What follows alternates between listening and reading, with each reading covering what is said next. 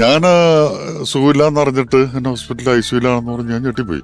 ഞാൻ കാണാൻ വേണ്ടി പോയി ഐസിയുല് ഞാൻ കയറി, എന്നെ ആരും കയറ്റുന്നുണ്ടായിരുന്നില്ല. ഞാൻ സിദ്ദീഖിനെ കണ്ടോ തകർന്ന് തരിപ്പണമായിപ്പോയി. കാരണം നമുക്കൊരാൾക്ക് സുഖമില്ലാതെ കിടക്കുന്നു പറയുമ്പോൾ നമ്മുടെ മനസ്സിലൊരു രൂപമുണ്ടല്ലോ, അതൊന്നും അല്ല അവിടെ കണ്ടത്. അവിടെ വെച്ച് ഞാൻ തല ഇറങ്ങിയിട്ട് പിന്നെ അവരെ കൂടി എന്നെ അവിടെ കിടത്തി, വെള്ളമൊക്കെ തന്നു, കുറെ പേരെ അവിടെ കിടത്തിയിട്ട് ആ മുറി കിടത്തിയിട്ടാണ് ഞാൻ പുറത്തു പോകുന്നത്. കാരണം അങ്ങനെ മാറിപ്പോയിരുന്നു. ആ അവസ്ഥ വരെ പുള്ളി ഇത് അറിയിക്കാണ്ട് വെച്ചിരുന്നു എന്നുള്ളതാണ്. ആരോടും പറഞ്ഞിട്ടില്ല.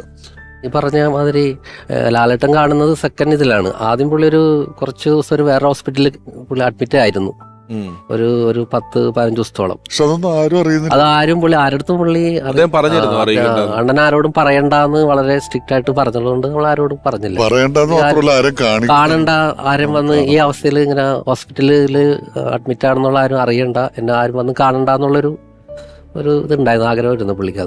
അതൊരു മസ്റ്റായിരുന്നു. അതാണ് നമ്മുടെ ജനറൽ ബോഡിയിൽ വരാതെ പോയി എന്ന് പറഞ്ഞ ഹോസ്പിറ്റലിൽ അതാണ് പോയത്. ഈ 15 ദിവസം പോയി എന്ന് പറയാം, ഡോക്ടറിനെ അറിയാം. ഫസ്റ്റ് അഡ്മിറ്റ് ചെയ്ത ഹോസ്പിറ്റലിൽ നിന്നാണ് ഒരു ദിവസം പുള്ളി ലീവ് എടുത്തിട്ടാണ് അന്ന് ഈദിന്റെ അന്നാണ് വീട്ടിൽ വരുന്നത്.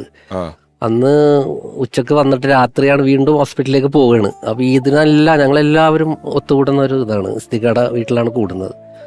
അങ്ങനെ ആ സമയത്ത് രാത്രി ഒരു 10 മണിക്കാണ് പുള്ളി വീണ്ടും പോകുന്നത്.